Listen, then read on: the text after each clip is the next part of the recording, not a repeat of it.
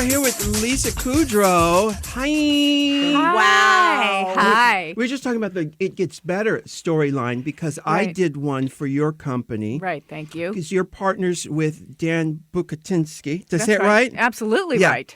And I did that thing, and we were just talking about how kids really they look for their tribe in so many different places today. Where, Right. you find your tribe where you can.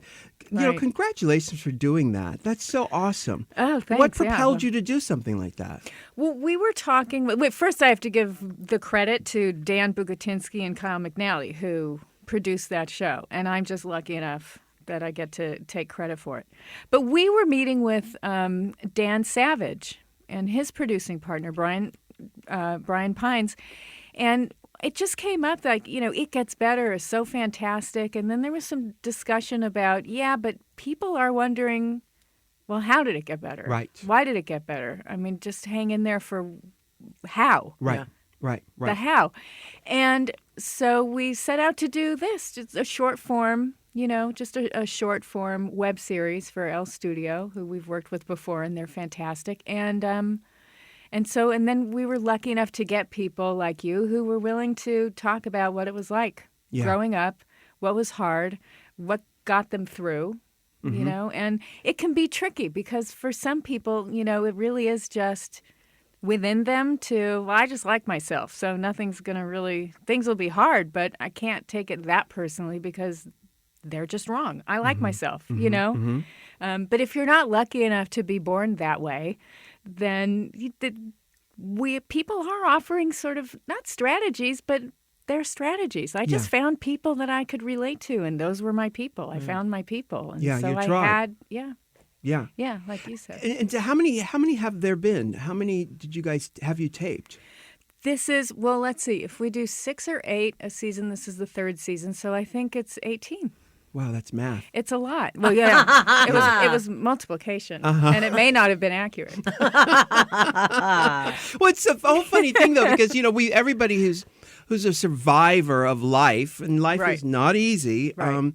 has a story or a method that they've somehow acquired. These sort of battle gear, and I guess it gets better. But what happens is you get better.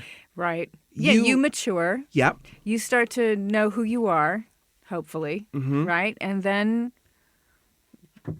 be comfortable with yourself. You find your comfort zone, or what do you think? I don't know. I guess so. I mean, there are times, we were just talking about this earlier today, there are times when I don't feel comfortable, but I'm smart enough to go, Ru, you're a human. What's going on? Have you eaten anything? Right. What was there a thought you had 2 blocks away that made this thought come up, Right. And so I know my character enough to know, first, go lay down. Why don't you have a drink of water? Or why don't you hit that Right. Google Earth button and get a wider perspective of the situation? But those are your that's a good, tools. And a lot of people don't have the tools. Right. And I think that's the key, especially to helping young kids and going through that. Like my daughter had dealt with depression for 2 years. For her, That's a tough one. It's really tough, especially when it's that Severe, yeah. That's a good word for it, but Yeah. you don't know what else to do. And Ru could give her tools, I can give her tools, but if she doesn't know how to implement them and she doesn't know how to separate, Right. those words mean nothing. Right. It's just banter Yeah. until they can actually sit down and go, okay, this is like you found Google Earth works for you. Doesn't work for me. Doesn't work for her. What does? So I think that's part of the journey that is going to help these people with having different voices speak on Right, yeah. what did help them. Yeah. Well, I have to say, and this is just a theory, so I would love to, be told I'm an idiot, and how dare you say that. But what I'm noticing, there's a trend amongst the people who, and it's only 18, but it's a trend that I've noticed, but also in life, that there are people who, life is hard, and, depending on who you are and your circumstances, it can be harder. But there are people who just don't want to stay too long in a state of victimhood. which I think today is a little tricky because we thrive on stories of victimhood now, right?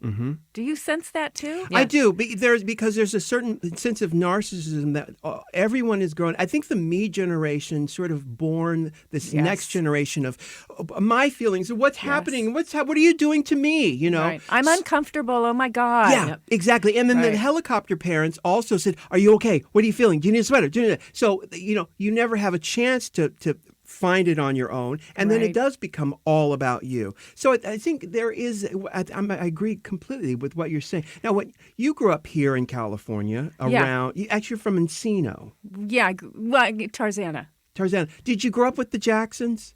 Did you know the Jacksons, LaToya, or No, they were a little older. So, but I think my brother and sister went to junior high with the Jacksons, with some of the Jacksons. Yeah, right? Because that's the area. Because they were in Encino, right? Yeah, they were in Encino. Tarzana had the same junior high. Yeah. How were you? Were you an awkward kid? No. Well, yeah, I mean, in junior high school, yes. But before that, I was the most confident and felt like I had tons of friends. And who on earth would not want to be friends with me? Duh. You know? Yeah. I was fantastic and lucky. You know, I just felt everyone so awkward lucky. in middle school? And then in middle school, it was, no one would introduce me to their friends they knew from Hebrew school. Right. Or, that they met elsewhere. And so I didn't know how to... Hi, I'm Lisa. You're 12. You're not throwing out your hand.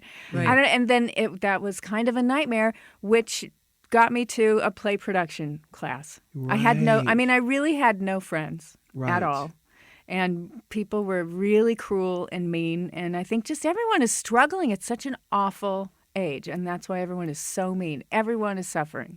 Well, but you mentioned earlier, you talked about staying in that victimhood, but somehow you were in this place that led you to a place where you could find your light, your spotlight. Right.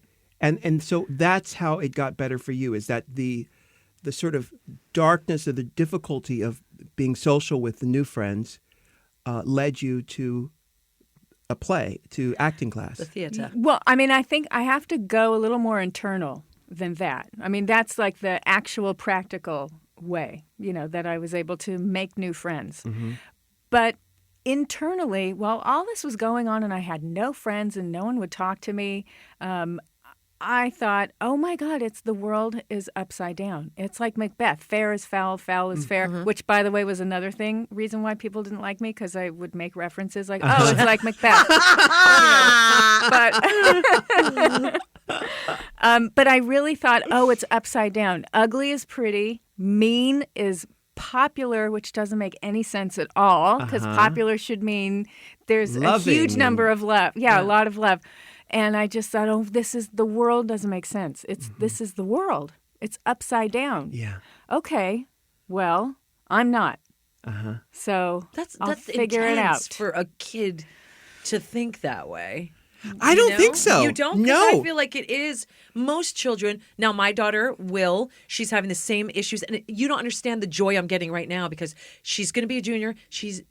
Friend issues have always been there. The depression, nobody understood, blah, blah, blah.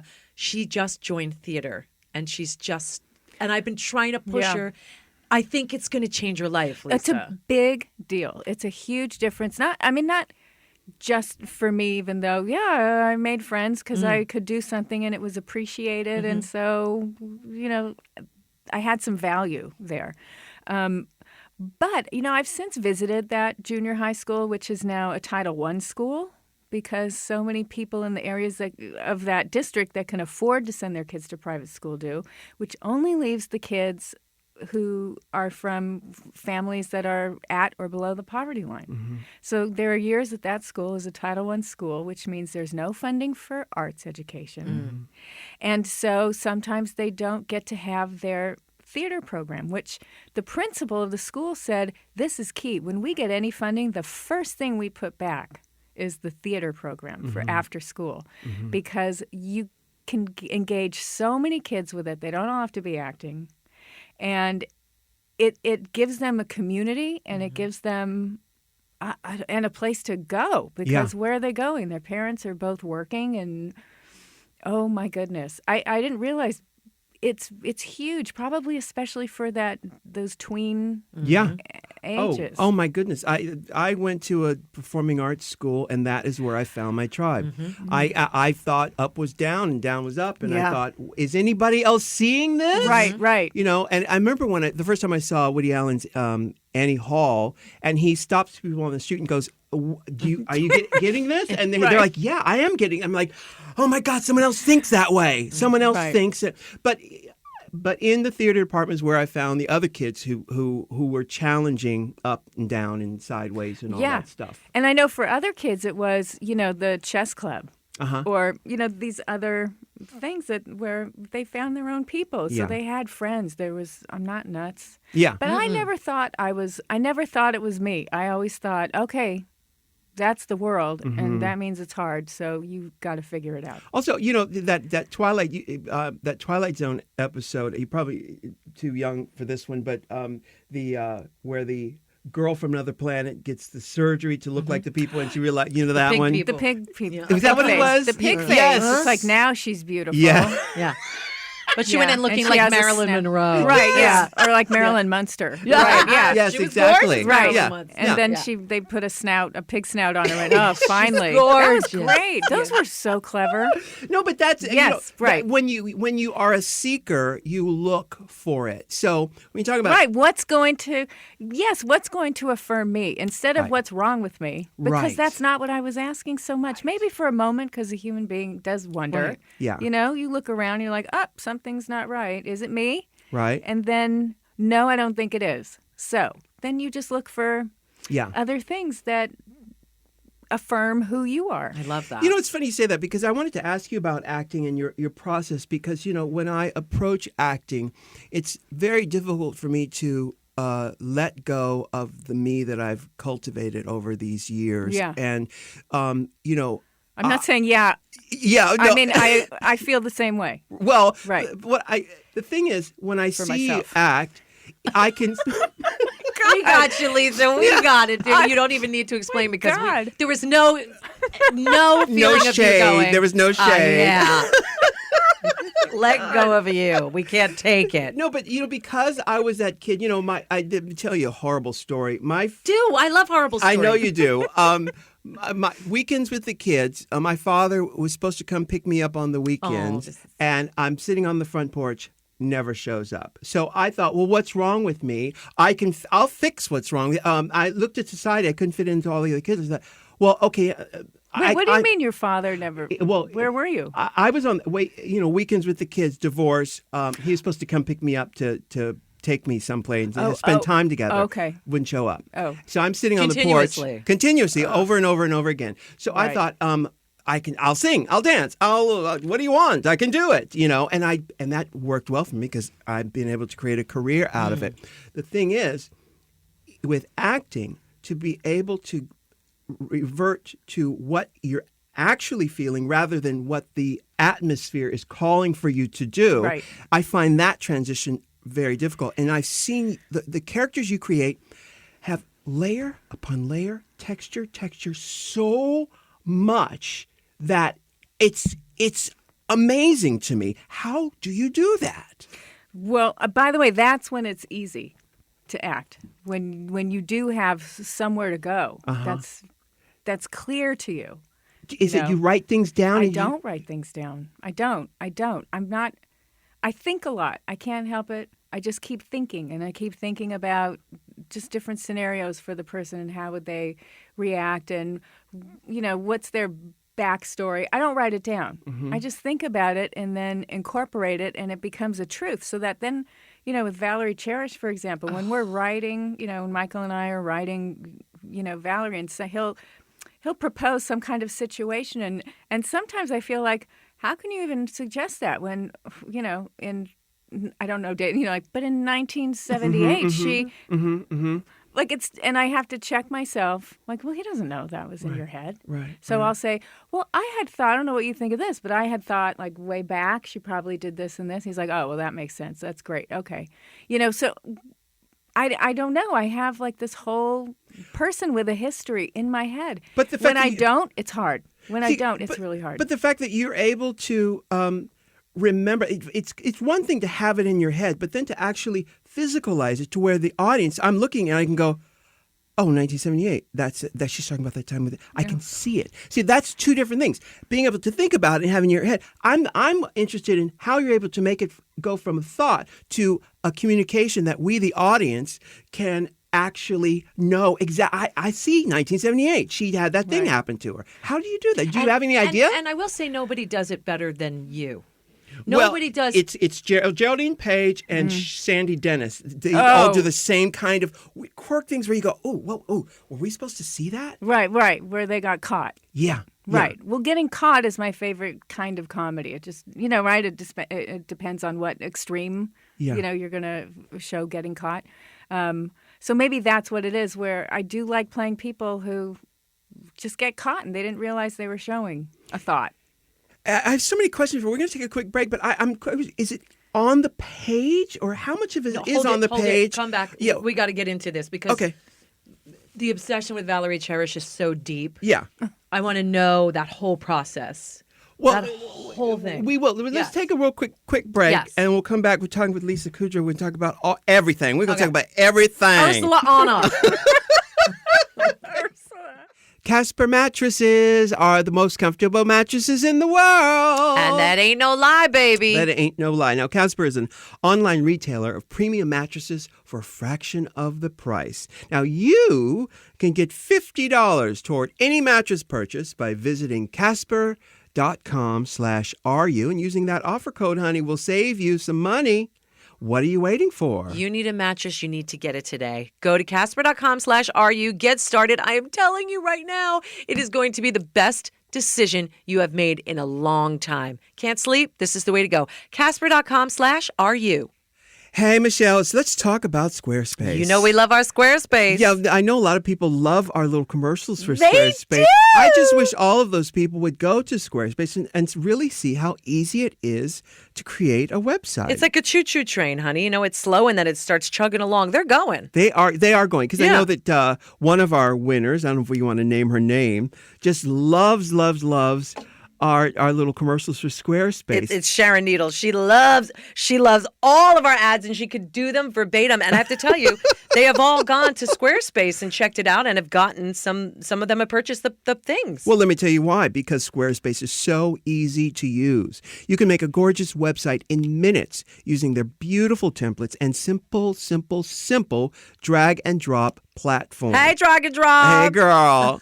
When you're ready to purchase a plan, get 10% off with the offer code RU. R-U. That's squarespace.com, RU. We've got Lisa Kudrow here. We're talking about acting. I mean, honestly, and not just because you're here, I felt this about you for many years with, Geraldine Page, Sandy Dennis, that the thing you do, you're saying it's getting caught. That's an acting term where you get caught. Explain that to me. Oh, well, that was, I think what you're describing with them, they seem sort of taken unawares or caught off guard or thrown off balance by like a fraction of a moment, right? Yeah. And then recover, because I think we all have those thoughts, but some of us just cover really well. How do you physicalize that in acting on camera and without action? It being I don't know. Obvious? I don't know. I mean, it might have to do with the recovery. So that you saw it, but then the recovery is so complete that, did I see it? I think it was there. Do you know what I mean? Yeah. Yeah, but there enough so that it's comedic. Like, oh, I saw it. Oh, and then a recovery is if we didn't see it. Oh, poor thing. Thinks that she pulled it off. Oh, okay. Which leads into the next phase of Lisa, which is awkward. And nobody could do or handle that awkward moment better than Lisa Kudrow. Nobody, right. Not anybody, not ever. Thank you. But Right. it's true. No, it's a gift. That's thrilling. It to is. be able to be that vulnerably, and Valerie Cherish is the epitome Oh my God. of awkward. Right. Well, it's the way it's shot, too. No, it's There's a lot of you. help. No, I'm not. Honestly, because if you were to shoot it regularly and, the camera's not moving at all, it's different. It's Do a you different. think? Yes, because the camera's moving, so it's sloppy, and it feels like it's all being sort of I think observed. Those are icings or sprinkles or cherries. Like, it's not.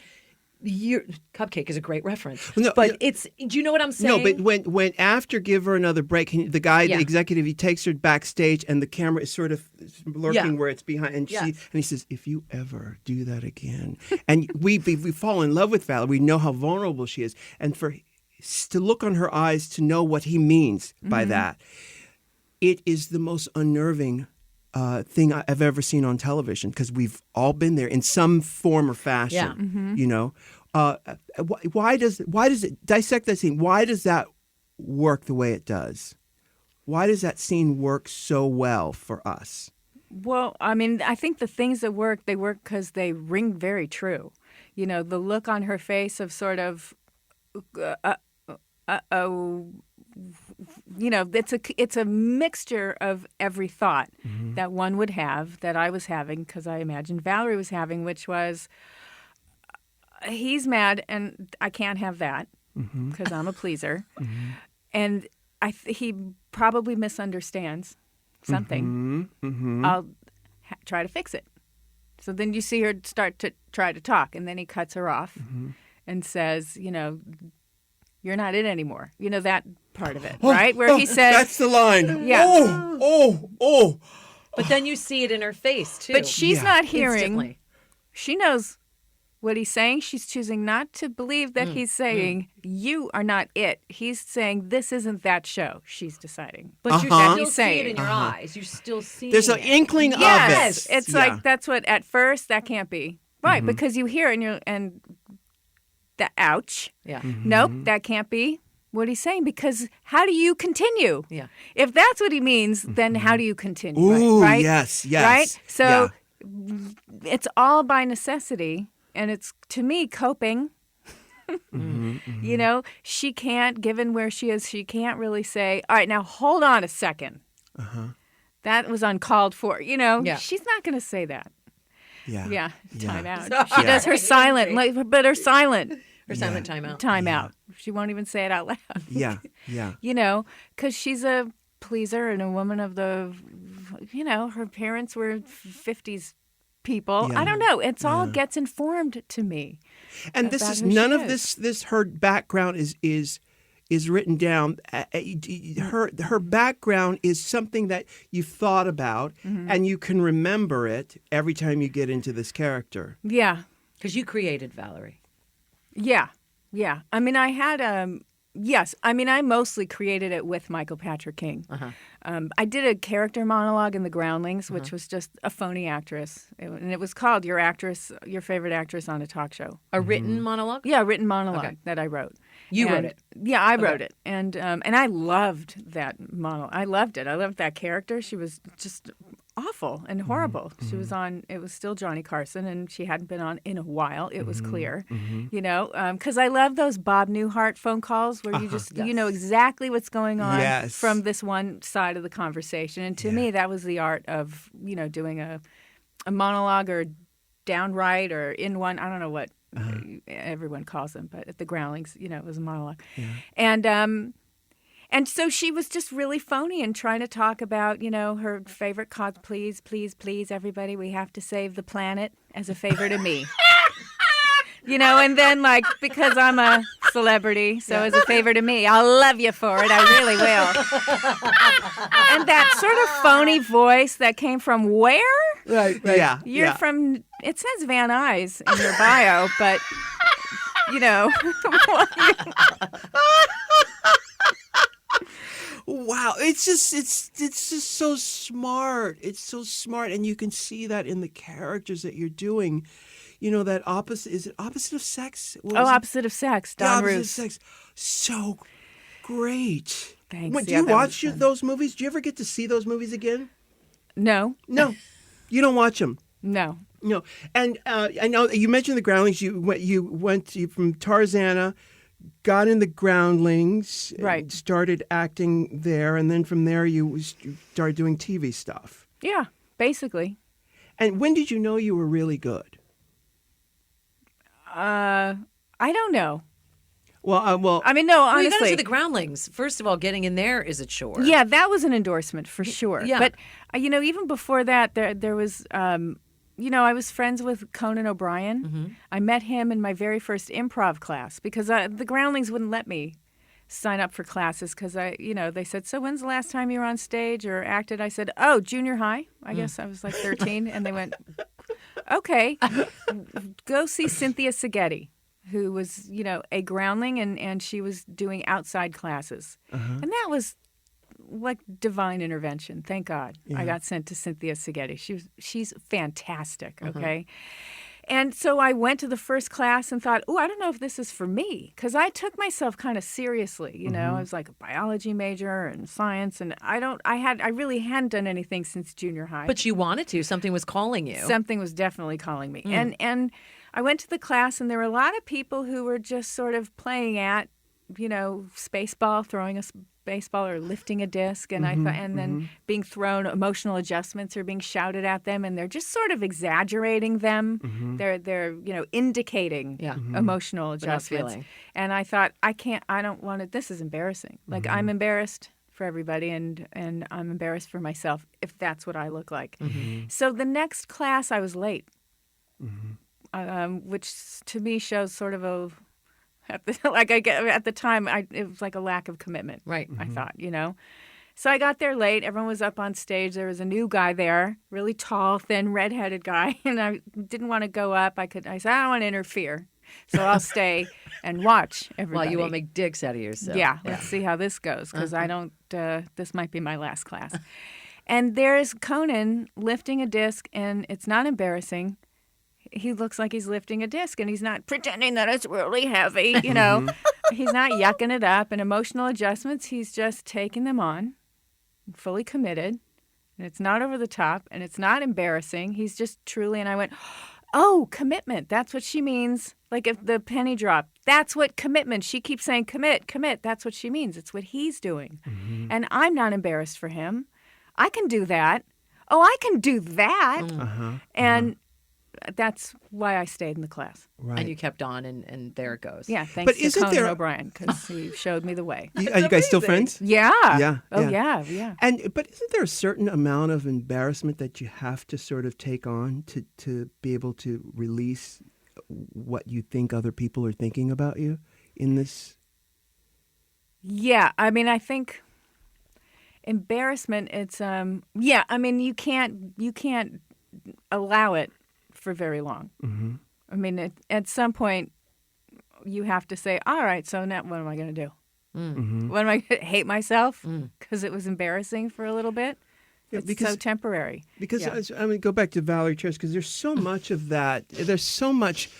I'm surprised that even got on the air, because, first of all, people don't, the public don't really like stories about Hollywood behind the scenes, because it breaks the fantasy of it. Right. And the fact that it's become such a cult classic, God. not just a cult classic, but a bona fide classic TV, is amazing to me. Because if you're in the business and you've ever been rejected and you've ever been not on the hot list, it rings so true. Especially too true. Writers like Pauly D and those people exist. Right. Oh my God, yeah. So much more than people. It was.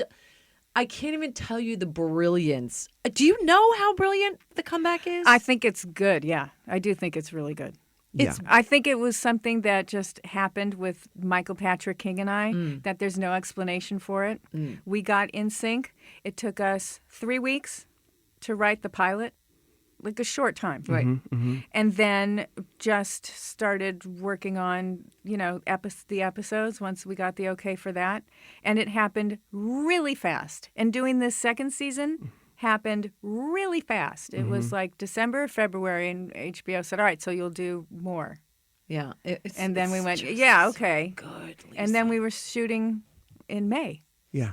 It's fast. Yeah. It's really fast. Are you doing more? Will there be? We're talking. I mean, the thing is, boy, did that end Yeah. well. Yeah. And we just want to make sure it's worthwhile. Like whatever we're doing, that it's worthwhile. Well, for the fans, it is. Yeah. Because we can't get enough. Yeah. Like I can watch it over and over, and Mickey and just the characters that were created. Mickey, oh my God. They're just so brilliant. These actors and you. Aren't they? Laura Everybody. Silverman, Yeah. Jane, oh my Brilliant. God, yeah. Brilliant. And it's But is there seems to be, though, yes, could you do it again? But the thing is, there seems to be an overall message. Like you're actually saying something, and you're saying something about the business, and you're saying something about humans in the business and how that affects people, and fame and narcissism. There's so much. Am I on the right track? Was there? Did you start with an idea of a statement and then write the script? I don't think there was just one statement. Beyond, I mean, yeah, the thing that it started with was reality shows. This is a minefield. I don't think people realize what a minefield this is.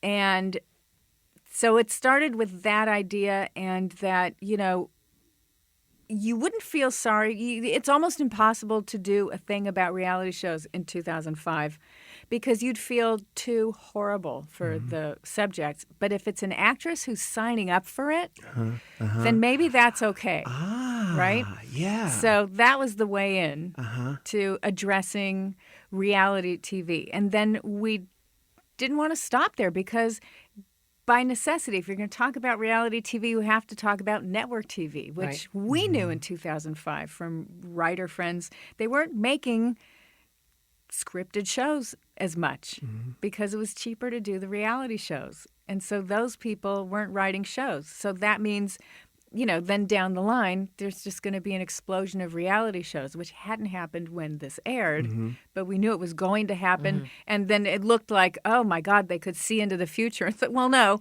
I mean, we saw it wasn't the future. It was the present. It didn't reach you yet, Yeah. But, and then one thing leads to another. And if you're going to talk about that, then you have to talk about what's her marriage like? What's her family life like? If she's, concentrating on, and then what's she like that she's so desperate for the spotlight, like all publicity is good publicity, that she agrees to be on a reality show called The Comeback. It's all humiliating. Yeah. But it doesn't matter. And it turns out, like, then you watch The Housewives, right, it didn't matter for them either because it's all humiliating, but you still get to open another restaurant. That's you still might have a career after your marriage is on the rocks already. So when he does leave you, you might have a career and a way to support yourself. If not, there's money for a little bit. And if not, there's money for a little bit. And so, I don't know, it's just that desperation and the desperation of networks that we in 2005 decided the net, whatever network that was, it was called The Net, was going to hedge their bets. They were going to do a sitcom and a reality show companion piece so that just in case one doesn't work, they had the other. Yeah. How much of it was scripted? All of it. See, that's how 100%. The brilliance. Yeah. That's the camera work, though. You were there. But Lisa, It's scripted. part of it and is there's the camera. 20,000 takes sometimes. Yeah. And it's the camera work that makes it look like it's all just being sort of It's also your delivery, accidentally though. tripped over. Yeah. Have there been actresses, and I've got a few guesses, but have there been actresses, we won't say their names, who have come forward and said, you're telling my story, A aren't lot you? of people thought that I was talking about them. Great actresses who, no, I wasn't. I didn't even have one actress in mind. It was, I've had met a lot of actors, by the way. It's not just actresses. Sure, yeah. I'd met a lot of actors and actresses who, she wouldn't be, she would have been sort of an impossibility otherwise, you wouldn't have been, you were able to recognize what that is. And you're also able to recognize it in ourselves, whatever line of work you're in. Everyone has those thoughts. Am I still relevant? Was that a dig? Right. Can I afford to address it, or will I lose my job if I do? I better not. Right. Oh my God. Now, it's interesting because that sort of what you're describing, that awareness. So few people have that. So like and actors, where you would think that all actors would get it and go, oh, I get it. You're doing this parody, and it's a whole bunch of people. But for someone to come over and say, you're doing me. You are doing me. That self-awareness, a lot of people don't have that. Right. Do you find a lot in show business? Yeah. But I mean, I'm still stuck on, the person in real estate who said that I felt like you were doing me. Mm-hmm. That was my story. But no, when actresses feel, like I'm potentially making fun of them personally. Mm-hmm. That felt awful because, of course, I'm not. So the first opportunity their I can issue, to not clear that up. yours. Yeah. No, but to clear it up, no one should think that. That's not true. I didn't no one feel should like she was suffer based over on that. anybody. She seemed so personal and Mm-hmm. so you that even though you may somehow offshoot be telling somebody else's story, it's got nothing to do with you. Because Valerie was pure Valerie to me. Yeah. But I understand that. But there are aspects of commonality. myself in it too. Of course. By the way, because Right. I'm an actress and I'm a human being. So everybody's going, well, is that a dig? Well, it's all right if it was. Well, it's an interesting thing because what the character is really, it's like Blanche Dubois, who is on the verge of really a break. She's very fragile, but she's got these these defense mechanisms that keep her going. And the choice to make, do I address it or I just ignore it? That's what makes it so smart. I mean, we can talk about this forever because it's so important. It's such an important piece because, like you said, it's not just this business, but it's every business. It's that self-awareness. Yeah, right. I mean, and also, I would just like to point out, she didn't complain. Right. No. She really didn't complain didn't. much. And something else that's interesting to me is sometimes I'm really surprised when, like, some people will say, especially the second season, like, she is like a hero. She's like what a great feminist statement. I'm like, I don't think you want to. No, let's not point to Valerie Cherish as a champion of, feminism. I don't know that that's accurate. I mean, I don't even know if it's right to say she's a strong woman, but she is. She's a She knows survivor. who she is, and she knows what she wants. Right. She doesn't complain. She just keeps going. Do you know who the Twitter handle Val cherishes? Do you know who that person is? Who's running it? Not personally. No, I know of it. Yeah, Yeah. they're great. Yeah. It's two people, I think. Oh, They really? answer, you are. They're Valerie Cherish. Yeah, they're fantastic. Everything, yeah. It's so Everything's good. okay, baby girl. Yeah! Yeah. Yeah. It makes us so happy. Like I know. so We happy. thought when we were, doing that second season, like, oh, we should engage them somehow, and then it turns out we would have undermined what they were doing. Like we didn't want to Right. do anything to interfere with what they were doing. They should be able Right. to still do it. So, Yeah. You kind of stay out of the limelight. Is I'm that very dull.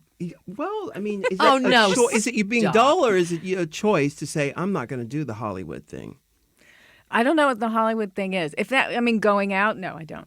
Right. No clubs. You don't go out and you don't parade your baby on the cover of People magazine, or you. No, but I mean, look, when I had my baby 18 years ago, there was a picture or two. But I'm also married to someone who's not in the business. So I think then by definition, no one's interested Is he a fan? Your husband? of What your work? Show business? No? not entirely. He's a he's a doctor, right? He's not a doctor. No. Oh. no. Your father My was father's a a doctor. doctor, Yeah, yeah. is a doctor. Yeah. What kind of doctor? My father's retired. He was a headache specialist. And my brother's a neurologist, and he is a headache specialist, my brother. Does he use Botox for headache? The Botox therapy for migraines? Yeah, I think my brother is using that. I think I'm having a migraine. Are you going to Really? go get I'm some? going to go to Lisa's brother. Actually, my guy is right here. This Your building right Botox here. guy? Yeah, Yeah. it's right here. Seriously? No, I'm Oh, okay. being sarcastic. Okay. Just No, want because Botox. it goes all the way around like that. No, It's migraines not- are horrible. I used Yeah. to get tension headaches, and they're a bitch too. No, but I mean the Botox, the treatment. They shoot it all the way All the around. way It's not- I around. think. Well, you know what? I don't know. It's not just Everybody strategically listening. placed I don't around really your know. eyes or your brow No, line. it's not just like where your It's not just where your worry lines are. Yeah, yeah. That ship sailed a crow's long feet. time ago, honey. Yeah, because I'd read that you would consider before acting that you would consider getting into health care and helping people with their neurological storylines. Well, no, originally I was going to college to be pre-med.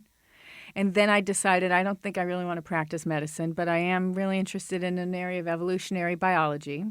So the plan was to continue in graduate school and That summer after I graduated, I just thought, oh, no.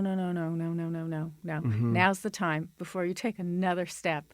Now's the time that you pursue acting because don't have regrets later. It was crazy. How'd your parents to feel have about that that? thought even? Great. My parents were, maybe it'll lighten you up for the love of God. Yeah. Are you heavy? Were you heavy?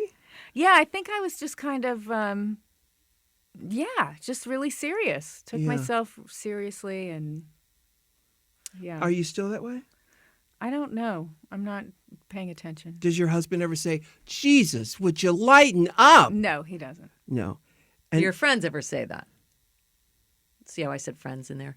Yeah. Yeah. No, I mean, I have been told that. I mean, I can get, Intense?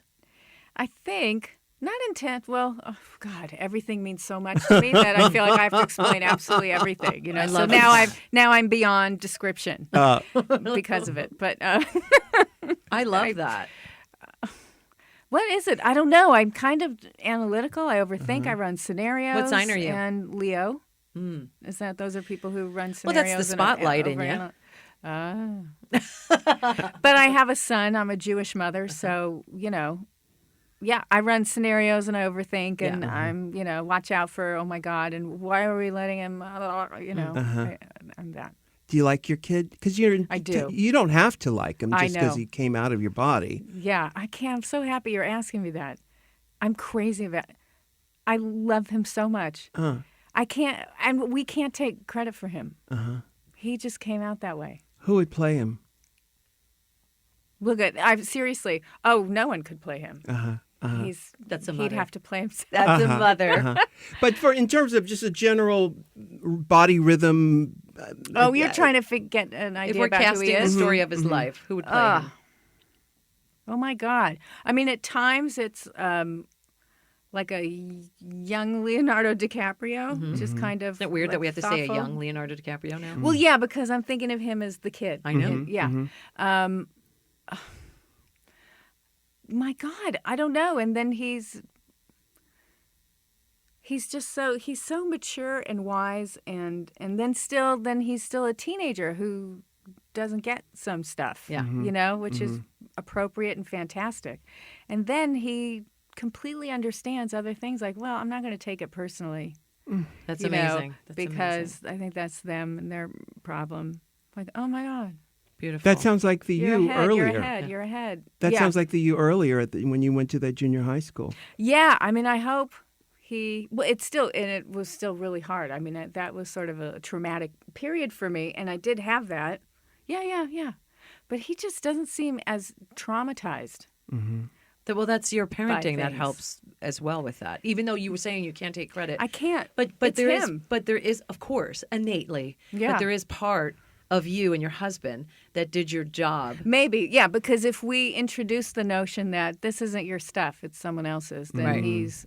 he can get it. Right. And Yeah. if you didn't, Right. When we come back, we're going to take a little break. We need to talk. We cannot. We've got to talk We have to about talk it. about Friends. You How gotta can you not talk talk about about it. Friends? Yeah, well, sure. Let's talk about Phoebe and her triplets. Yeah. All right.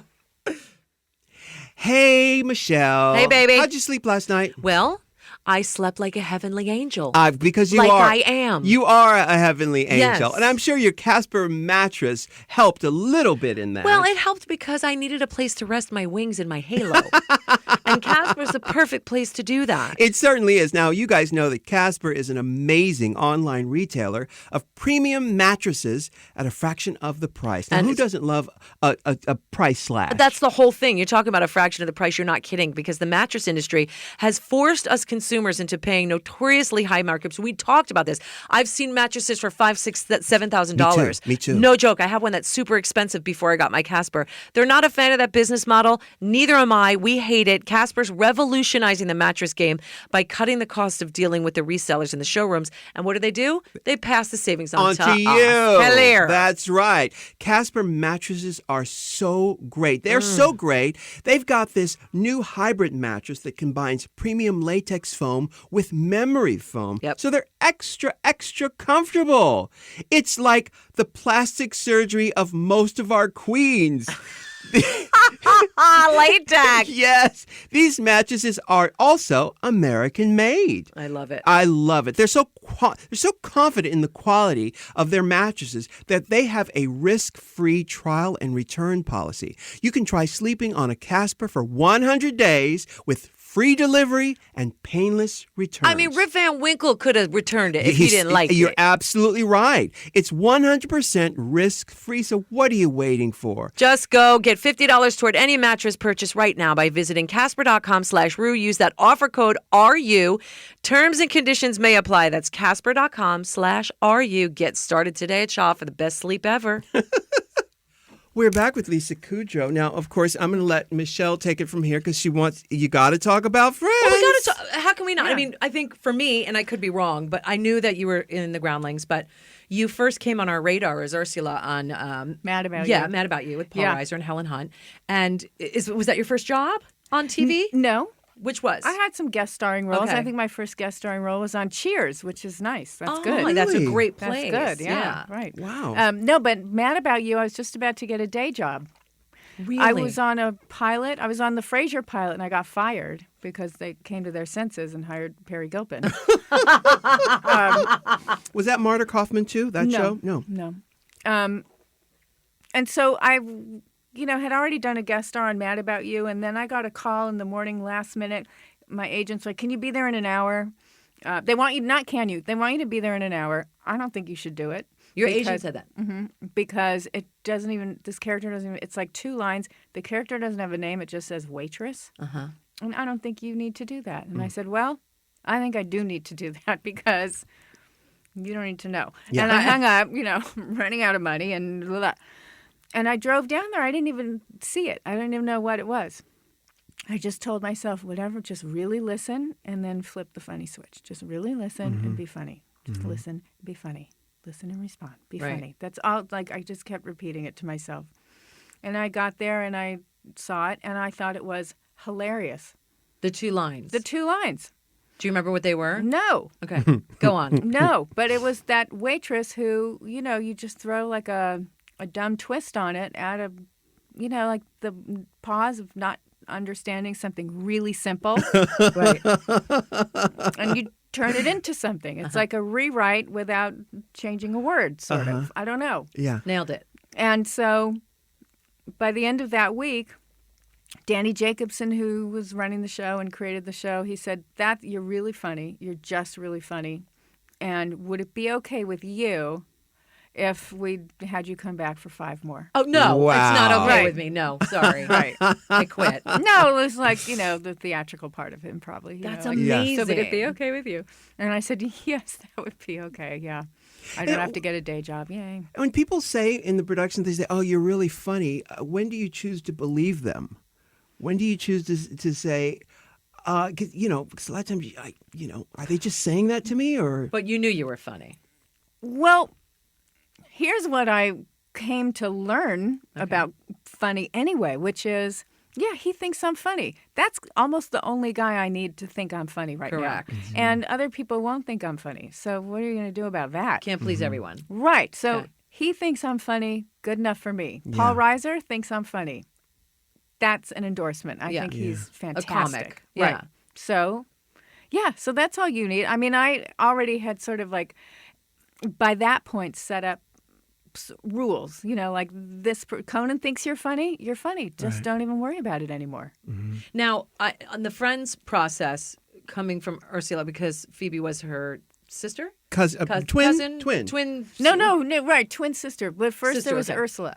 Right. So I do my 5 or 6 Right. episodes, and then it's pilot season. I'm auditioning, and I was going to test for a Fox show, but then there was this NBC show called These Friends of Mine, Right. or Friends Like Us. Friends whatever. Like Us. Yeah. Friends Like Us. I know that because Leah Remini is one of my best friends, and she was on got These down Friends to of Mine. the end Oh.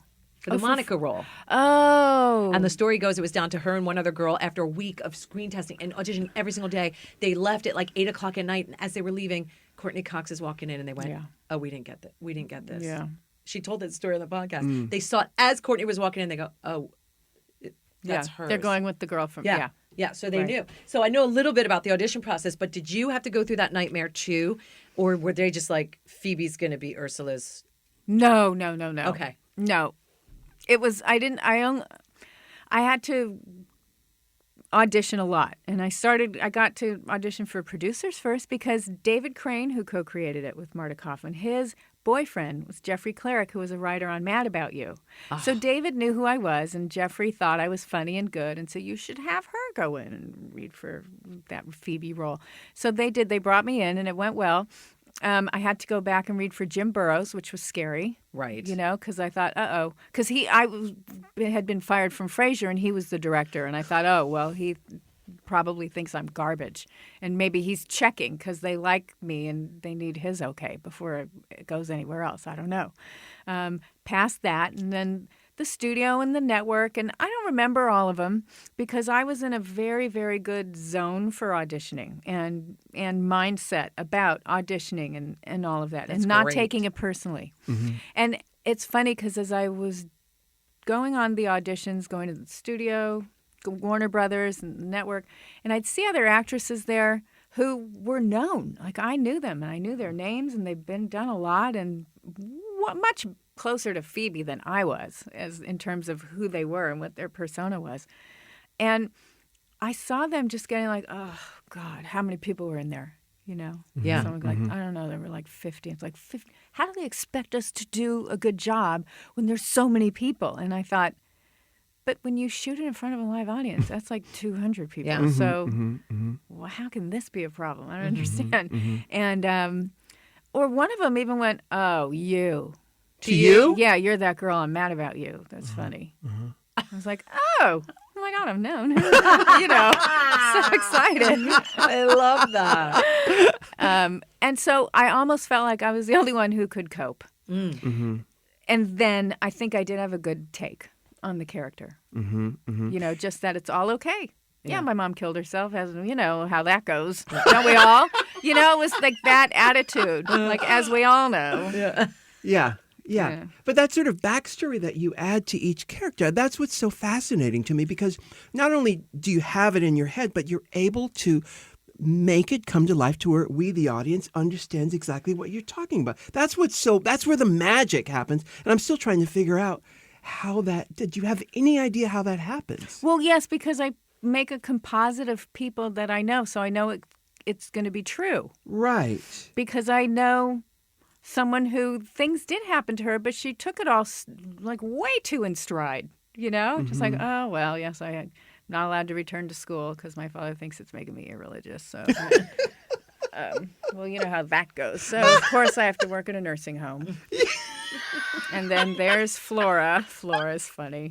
It's just like, oh, Flora's so funny. You walk into Flora's room, Flora, how are you today? And Flora's like, well, it looks like my drawer has been mixed by a big spoon. And she's laughing. And I was like, look at you just enjoying everything in the midst of, oh, no, you're like 19 years old and you're working at a nursing home and you can't go back to school where you want to go. And here you are visiting, watching your friends having their life, and you're fine. Yeah. Like, that's just the way it goes. Not chipper, but that's the way it goes. Yeah. Okay. But there's so much I admire going on that. there at But one time.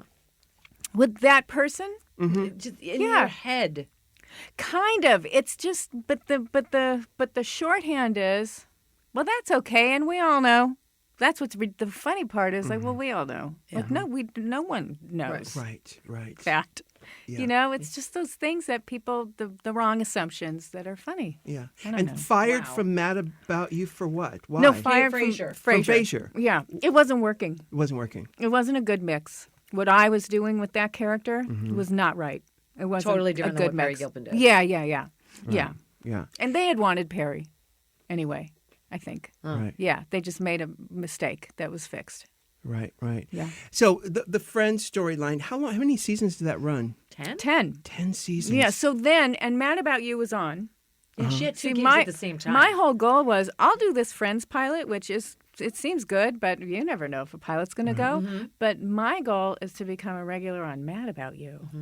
Which had been on and was heritage. It was great. I thought it was the best show on TV. It was a great show. So that was my goal. And then the pilot got picked up, and I remember Paul Reiser, he's so funny. He was like, so I saw the pilot. It's 6 people sitting on a couch. And I said, yeah. And he said, all right. Great. And all I could think was, yeah, but you guys won't make me a regular. So Right. I'm doing How this other long show. did it take for the show to blast into the stratosphere? That summer. Just that, the first season?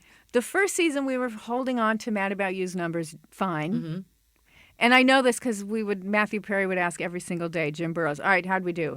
What's going on? So, and then that summer, we were put on in repeats after Seinfeld. Ah. So instead of 8:30, we were on at 9:30 in the summer, and that's when we exploded. Wow.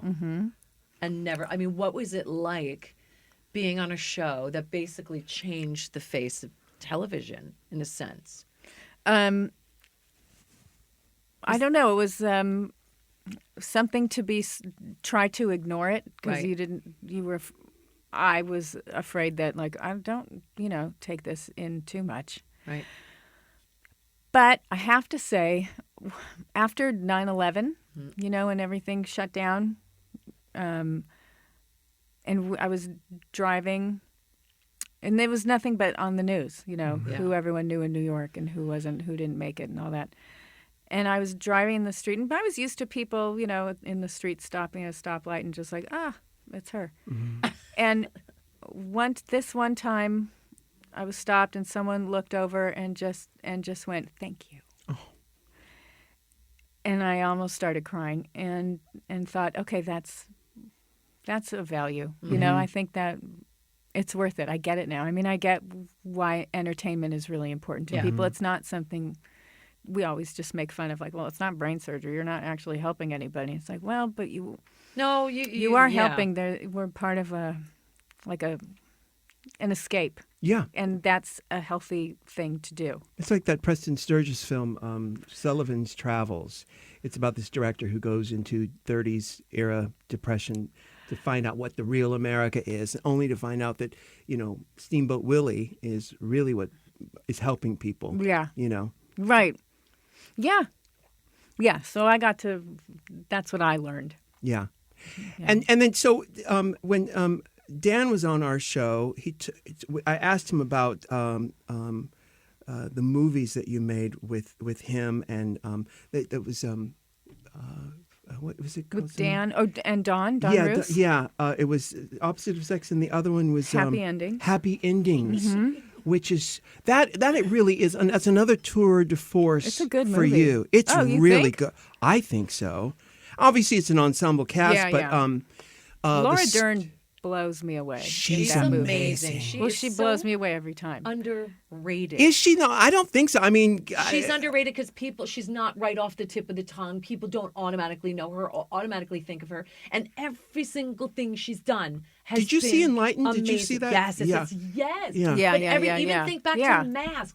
Think everything that she's always done. She's an she's amazing. Yeah, she's the real thing. She's flawless. Yeah, agreed. Yeah. And when you work with the real thing like that, does it make it easier? I know you did movies with Nora Ephron, and did you have scenes with Walter Matthau? Yeah, you did. Yeah. And does it make you better actually to be with those kinds of superstars? Does it make your performance better? Sometimes, yeah. I mean, I think it's interesting to watch other people's process, and then you finally realize, I can have a process. I'm entitled to have a process too. But that's the part that I don't have to trips a do lot it of actors up. their way. But it's true. But a lot of people don't. I think going back to what you were saying, when you're saying, but how? Some of us don't have a process, or you don't know. I don't know. I didn't know I had a process until I saw other people's process and went, that's not how I do it. Mm-hmm. Okay. Yeah. And I know that I need things to be very relaxed and happy. Mm-hmm. Has your process ever clashed with someone else's process? Yeah, I mean, sometimes with director's process, that can certainly happen. And then I feel like, I better make the adjustment. Mm-hmm. Unless, I don't know, it depends. Yeah. What do you want to do? I mean, you've done it all. You get to produce your own projects, and I'm a fan of Scandal. I saw you on Scandal. Oh, right. You get to do all these different. I thought I should see what a 1 hour is like. Why not? I should see what that's like. How was it? Hard. Yeah. Was it? It's a lot of work. A lot of work because of the hours involved, or? Yeah, and it's not character driven.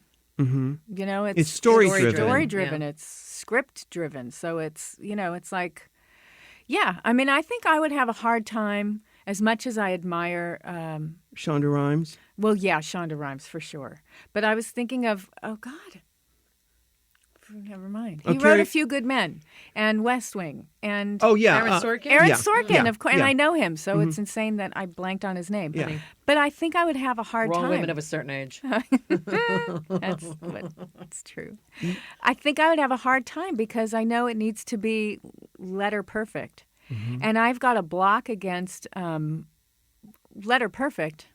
Well, that means it's not mine. Right. Right. So, and that's what disappoints me about myself, that I'm not as professional enough or proficient enough to be able to overcome that Right. thing. And so when you're in a situation like a Shonda Rhimes or a West Wing storyline where you have to be letter perfect, do you feel that you're not at your best? Do you feel that you're not doing the job? Yes, because sometimes I feel like I'm reciting lines to get the lines right because I know that's of top priority. And that to me is another horrible weakness.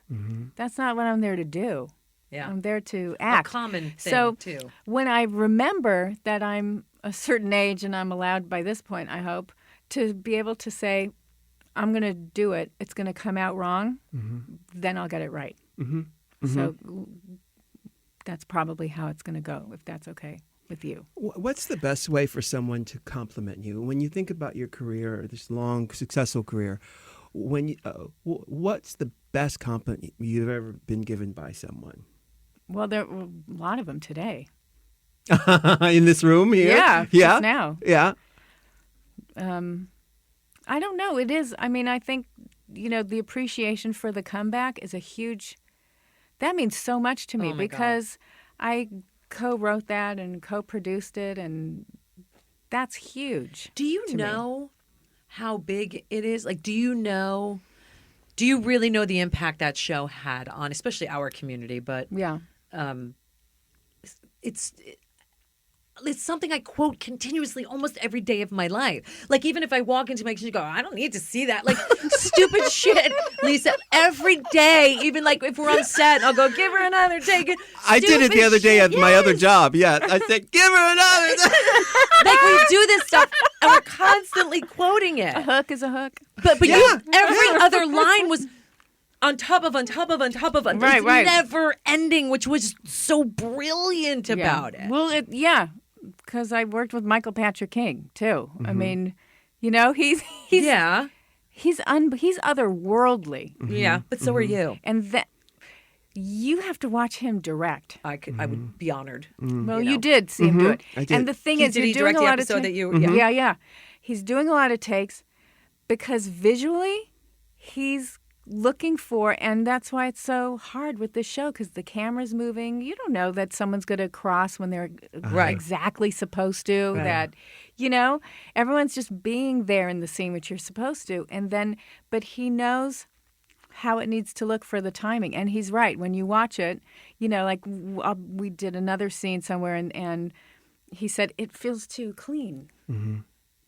And then he instructed someone to just walk through my conversation with someone carrying something, you know, just to like mess it up. And it's fantastic. It makes all the difference. It makes it feel more like That's why he does what he That's what's does, and you happening. do what you do, and he's brilliant. he's amazing. Well, he gave me one note when we were doing our scene that I've actually remembered since then, and it actually worked for me in other things. He wanted me to just be more realer. You and know, how were you able to do that? you know, I'm playing myself in the Right. scene. Yeah. So But that's the irony. well, but this is the thing is that Valerie Cherish comes over to the table to talk to Andy Cohen. Right. And she basically interrupts our lunch. I've seen And it multiple times, honey. Yeah. but he really wanted me to sort of react and actually even make it smaller. And when I saw it, I was like, oh, I get it. It was the realism, even the small way that my eyes looked Yeah. down after seeing her, and my inner dialogue being, well, okay. You know, Right. it's just small Yes, things. Right, exactly. Okay, maybe that's why you were asking me, what do I do? That's what I do. Right. You've got an inner dialogue. Your brain is never quiet. Right. the whole time. You've always got some thought or opinion about what is happening, and sometimes it comes out, and sometimes you're able to mask it, but we can usually tell when it's being masked, too. Yes, and we this can. camera gets close. It's close. It's right in there. So even anything you're feeling is Yeah. actually going to show up. And Right. if you're faking it, you'll see it too. Masterclass. Yeah.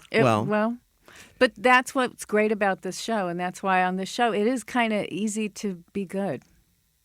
Because you've got to just be there. You don't know when the camera's on you and when it's not. You don't know find how it close it very is. You've got to interesting just be there. That you don't take the credit for how brilliant you are. I think that speaks volumes about what a generous actor you are and what a probably generous friend and incredible mother you are, because Well, you I'm want all right. everybody You said friend to have again.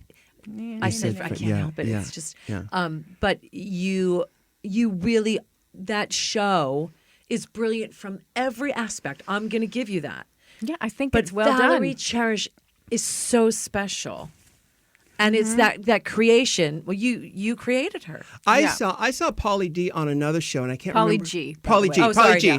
On another show. Lance Barber. Lance is the Barber. actor. Yeah. He's And so he good. He wasn't playing. What? Oh, it was Always Sunny in Philadelphia. I couldn't believe it was him because Yeah. he wasn't. He also played, Pauly G. I think, like on a kid's show, like on Nickelodeon or Disney. I feel like I saw him doing something else, and I was like, no, Well, it no, was- I want him to be a dick. Well, it was so No, he's- strange to see him because I in my mind, I think he's a real person. That's what I I've actually mean. Yeah. auditioned for Yeah. that person before and felt so horrible about myself. You know, I'm sure Right. you've auditioned for that person before and seen that person in everything. I don't know. Really? No, No, he one was that- not. I wasn't informing the Pauly G character. That wasn't really informed by any of my experiences, Really? really. But, the writers, every one of them Yeah. had Said a I've different worked, yeah. person. Yeah. That was Pauly G. That's how many of them Right. there were. Have you had experiences like that? Well, I'm sure early on there were people. No. I'm trying to. Well, I mean, yes, but I don't. I can't remember. I'm telling you, in my career, so much humiliation. I'm saying that from a place of love and of triumph. Yeah. But if people only knew the degradation, humiliation Yeah. of this business. I Well, want to no talk one's- about that. I want to talk about it. We need to take one more Okay, break. okay, one more break. Because I think this is really important that we I hear think that's that. why we keep going back to the comeback 'Cause because it's it perseverance. rings so true. Yes. You know. Yeah. All right, so let's take a break. Okay. Yeah.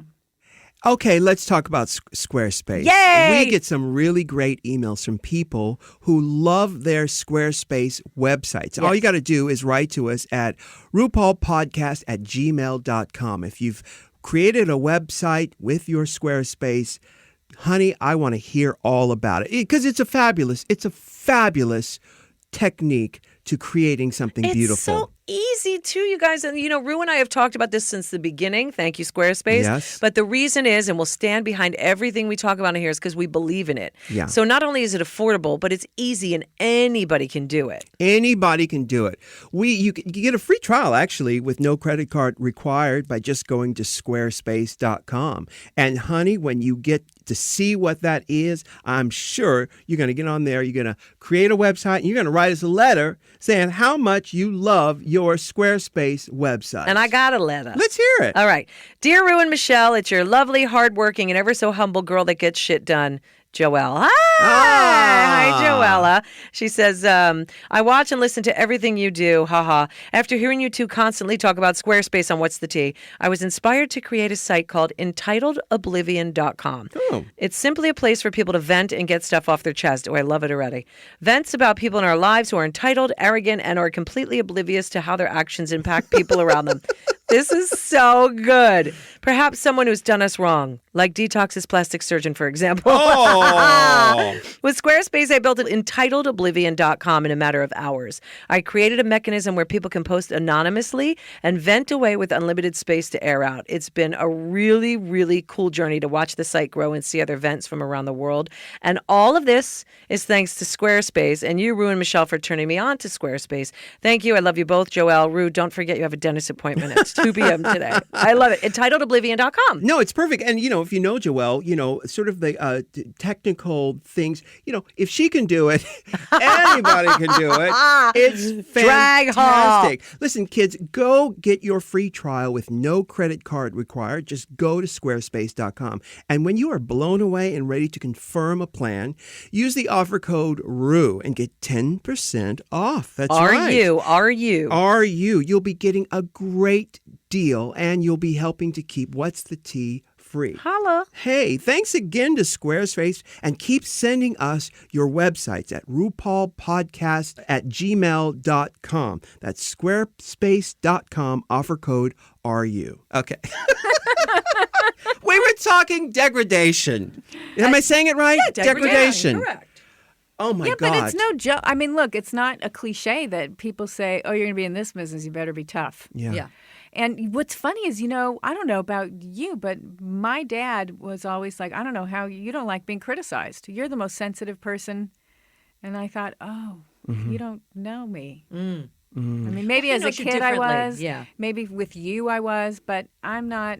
These people aren't my father. And I know they're not my father, and so I don't take them personally. You're a married woman. I'm a married woman. And correct me if I'm wrong. I can take critique, criticism, everything from everybody. But once my husband goes to do it, it's different. It has a different connotation. And it's like, I thought you left me. Yeah, exactly. It's different. So I think with your parents, it's obviously different than it is in this. When we go out in this business, we're ready for it. Yeah. When my husband tries to tell me, I'm like, shut up. No, ew. Yeah. Stop. No, but one doesn't have to be rude. That's when I die, when I see people being rude. Yeah. Right. Yeah. To actors or someone telling them in a way that's just. And I also, by the way, my feelings don't get hurt if a director came over and said, so let's do it again. Better. This time be funny. Better. Right. Yeah. I think it could be funnier. Or just do it better. And I would know what that means. Yeah. No, that doesn't bother me. No. Not at all. That's direction. It's that other thing where people are actually quite nasty, especially when you are not on this week's hot list, If you've ever been, and that's why that character rings so true. It's Well, I don't ever need to hear it. And I don't know whether my agents know it now, but I know I have said the bad stuff, I don't mind the truth, but the stuff that doesn't serve me, that's just mean, I don't protect me from that. I don't need to know that. I'm fine not knowing truth. Right. When it comes to certain things that aren't going to serve me. Right. I need to see that. Oh well, I don't need to know that.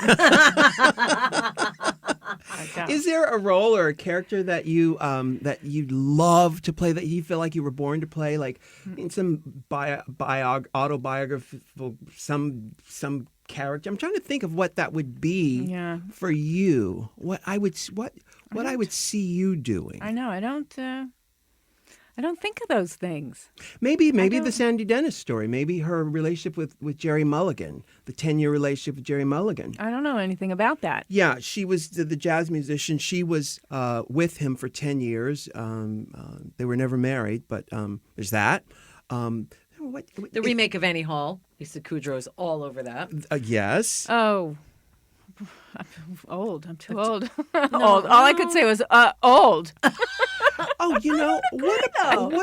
what about Mame? What about the swinging, lady in her late 40s who gets this kid? Yeah, that's a fascinating. Do you sing and dance? No. No? No, so I'd be out. You could do it Natalie Wood style and have somebody else do your voice. No, but if there's a version of that story, that would probably not be interesting. If it weren't theatrical or musical. Yeah. Like the Rosalind Russell one. But that was very theatrical. Yeah. Anything Rosalind Russell. I don't know if I could. Yeah, I mean, I don't know. I wasn't a big hit at the Groundlings because I think I'm not theatrical enough. Other than Conan, who else was in your group? At the Groundlings, Julia Sweeney was there. She got on Saturday Night Live. Kathy Griffin. Mm-hmm. Same time you were there. Same group? She had been there before I was there. Uh-huh. Yeah. Who was just always hilarious. Like, if there was time to kill, send Kathy out. And she would just go out and talk to the audience or do a song improv, just make up something. And she's just so comfortable, and she'd make fun of people, but they'd be laughing, because there's no malice. Well, what about there's the no- you know, there was some, Like, you know, in this business that we start out, and there's so many people who we start out with, and then, you know, you're really blessed and lucky enough to become a big superstar hit. And then there are people who didn't have that happen to them. And how do you reconcile that relationship with those people if you still have those relationships? Well, you know, I don't know. I mean, I guess you could just walk around apologizing all the time. But that's just, you know, some people win the lottery. And that's what I think Friends was. It was winning the lottery. yeah, for sure. And I think the best I can do is just be really appreciative of it and make sure that I'm making the most of that. That afforded me certain opportunities to do things like the comeback and like web therapy. Yes. Which is Oh my God, we completely didn't even talk I about experimental. know. You know, Talk about web therapy. This is another brilliant one, Lisa. Oh my God, how could we have not talked? well, I thought maybe you didn't like it. No, I love it. Are you kidding me? It's so brilliant. But you're not required Oh my God, to like it. so No, brilliant. It's brilliant. You're It's not brilliant. required to Yeah. No, like but it at it's all. so good. I forgot about that. How dare I? But yeah, I'm sure. But you know, the people. You know, sometimes people you're around, they don't know they're giving you shade about your success, but you can yeah. feel well, it. Yeah, but I forget it. I toss it out. Really? Yeah, I How won't do have you it. do I that? don't hang on to it. I can't. She's the master of many It things. doesn't serve me. I compartmentalize. I'm good at denial. Yeah. I mean, I've got a lot of things that a therapist would say is really pathological. But Which to helps me, with your therapy character. It's a fine line to me between good coping skills Yeah. and Insanity. denial. Yeah. And dissociative. Well, no, that is a healthy denial because the Disorder. truth is, Yeah. the truth is, of course, their shade towards you has nothing to do with you at all. So that is a healthy denial Right. of something that And doesn't they're- serve you. And they're entitled to think I'm not that great, and that, you know, why her? She wasn't that great. I was better. Yeah, you were. I'm sorry. Right. You know, right. right place, right time. I got good at auditioning. But don't you think You every know- performer has thought that at least 20 times in their life? I know I have. Why her? Or why not me? Or I could have I done did it. used to. I Yeah. mean, why I used to. By the time I got to being good at auditioning, that was never in my head. What do you think made you good at auditioning? A class by Ian Tucker, who's a teacher, and it was all cold reading. And he used sides from people's auditions for real shows. And it was just great. He made you realize this is a business. You're not there to make friends. Be pleasant. But so many things he said that made so much sense, which was you're all dying to act and complaining you never get to act. Well, you got this audition. It's 2 minutes of uninterrupted acting. Take it. Why should you know what the producers are doing while you're auditioning? You're meant to be a character in a scene. There are no producers eating lunch.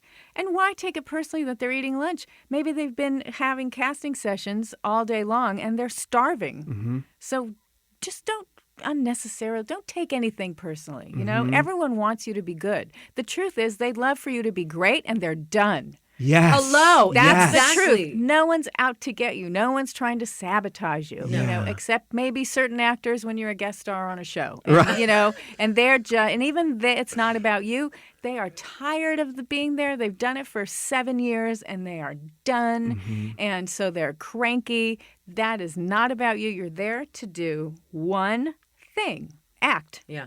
You're an actor. Act. It was That is brilliant. yes. And not just for acting, for everything in Everything. life. Yeah. Just stay in your lane. Just stay on your path. It's true. And if people can remember that going into it, Leah had said a long time ago, their job is to fill this one role. They want nothing more than for you to walk in and fill that job. Yeah. And so they can stop there. That's exactly what you Yeah. said. And it's the most brilliant piece of advice you can give an actor. Because if they go in there with the intent of just filling that role Yeah. and nothing else, just Yeah. done. Your job is done. And I got to say, casting now, younger actors, they're so confident and wonderful, and they just seem to get that they're there to do one thing.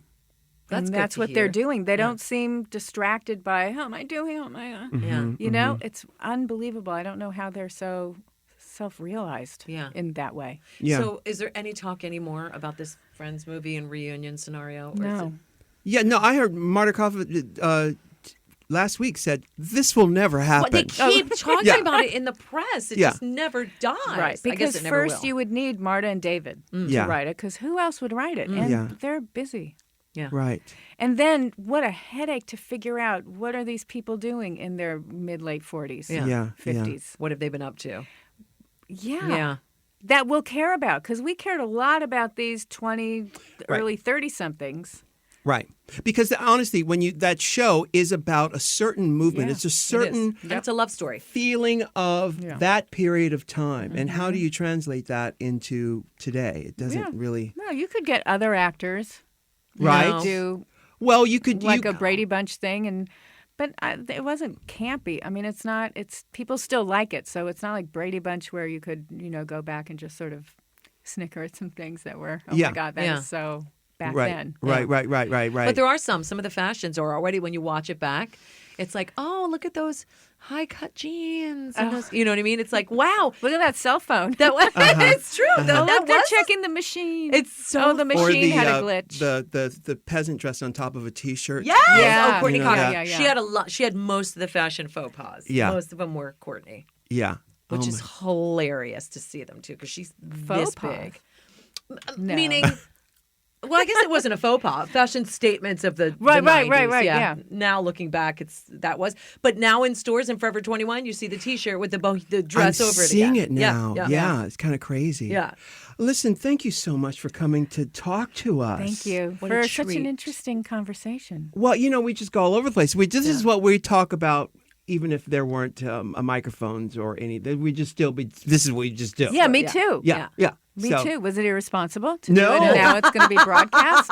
No, Not at all. No, I think not it shows at all. the different side of you that people love, and I think that's the importance of being earnest. Well, yeah, that and just trying to peek inside of all that texture.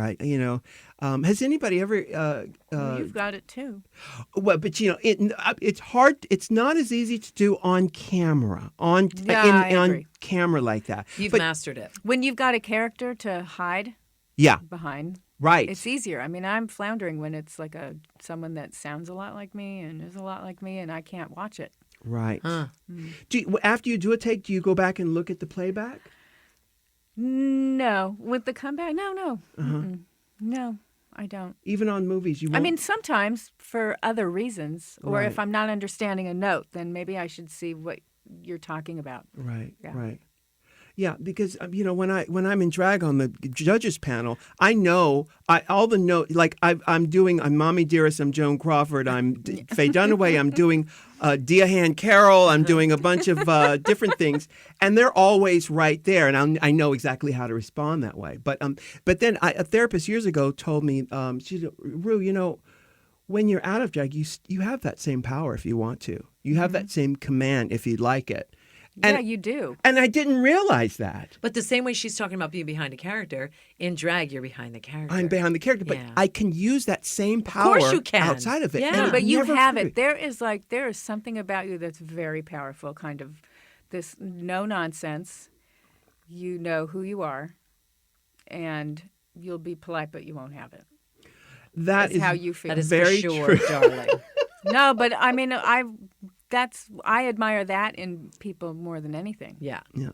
So since you give me a would you please come and be on Drag Race, please? I don't want to judge people. No, it's not. It's not that. You know what? I'll Let do me that. explain it. Let me explain it to you. Okay. This is the thing. It's a love fest. They're there. Nobody loses. Nobody loses the show. Oh. What we do is we comment on what they did in a certain challenge, but it's not like judging. You wouldn't. She does. I'm the mean Michelle one. does all the heavy mean. Oh, you talk about the things you didn't like. Listen, there always has to be the Paul Abdul, and there has to be the Simon Cowell. And Yeah. Rue's Mama Rue. Right. And I'm very no nonsense. It's just the way that it is, and I want these kids to succeed. We want them to succeed. Yes, we all do. But Rue's untouchable. She's the mother of all. So I'm the one I'm a Jewish mother too. It's tough love. I grew up with a mother from Brooklyn who called it like it is. It is what it is. Yeah, my mom was from the Midwest, so So you got to hand it a little sweeter basket of bread. When got mine a was lot of covered with gravel. sayings and cliches. Yes. Yeah, well. So I'm the tough one. You'd be there to just praise them in your way. You don't have to do the... There's also another thing. You don't have to sit on Right, the right. judges panel. You can also come and direct them in a scene. Yeah. You can also come. They do theatrical musicals. They do all kinds of stuff. You don't have to sit on the judges panel. You can come in and direct them in a scene. No, I shouldn't do that. You shouldn't do that? No. Why not? Because what do I know about? I mean, I'd make them What? all so subtle. It would defeat the whole purpose. I could just see myself. It's like, too much. That's too much. Why are your arms? What's with the eyebrows? Think of it as theater. Theater. If you do What that, if we did? What's what with if the eyebrows? They're drawn that way. What if we did a Val Cherish? Yes! Val Cherish, a line of somethings, a product like Chocolate a cake. fragrance or something, and Val has to. They all have to play Val, and they have to do a commercial for this product, and you direct him in that. You would know how to direct him as Val Cherish. That's funny. Yeah. But that's not there. That wouldn't be a judging thing. No, it wouldn't But be I judging. wouldn't mind being on the could judging direct panel if I'm only saying supportive, nice things. Yeah, no, you can Yes, do you that. There are people who can. come and say only supportive, nice Yeah. things. Yeah. There's some people who feel the same way you do, and they just love what these girls do, so there's no way they want to be... Exactly, Yeah. exactly. I'll do the It's cut. great. So we start shooting August 10th, and you'll be there on August 15th. Yes, pick a day. Done. You'd be so... They would live. It would be Done. so... You do not have to do anything negative. Okay. Yeah. Except hair and makeup. But yeah. Exactly, yes. Well, thank you, Lisa Kudrow. You're not my absolutely fabulous, and thank you for doing our show. And thank you for Thank the years you. of joy that you have Years of provided joy. us. Thank you. Yes. Can't wait for Boy. more. Thank More. you. So good. All right, kids, until next time, we'll see you later. Bye. Can I get an amen? Can I get an amen? If you can't love yourself, how in the hell you gonna love somebody else? Can I get an amen? And don't forget to subscribe on iTunes. If you can't love yourself, how in the hell you gonna love somebody else? Amen.